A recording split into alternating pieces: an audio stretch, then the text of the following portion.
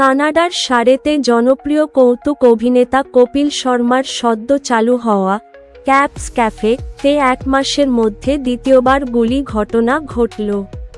এই হামলার দায় স্বীকার করেছে গুরপ্রীত সিং ওরফে গোল্ডি ধিলন এবং লরেন্স বিশনোই গ্যাং। সামাজিক যোগাযোগ মাধ্যমে তারা এই হামলার দায় স্বীকার করেছে।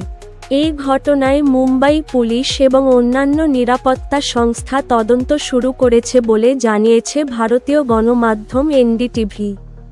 সামাজিক যোগাযোগ মাধ্যমে ছড়িয়ে পড়া একটি ভিডিওতে 25টিরও বেশি গুলির শব্দ শোনা যায়।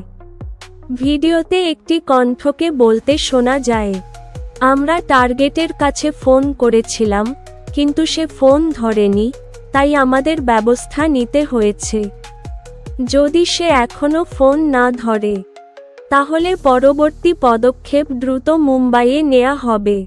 এর আগে গত 10ই জুলাই কপিল শর্মার ক্যাফেতে হামলার ঘটনা ঘটে। সেই সময়ে কিছু কর্মচারী ভেতরে থাকলেও কেউ হতাহত হননি। ওই ঘটনায় ক্যাফের একটি জানালায় 10টির বেশি বুলেটের আঘাতে সৃষ্ট গর্ত পাওয়া গিয়েছিল।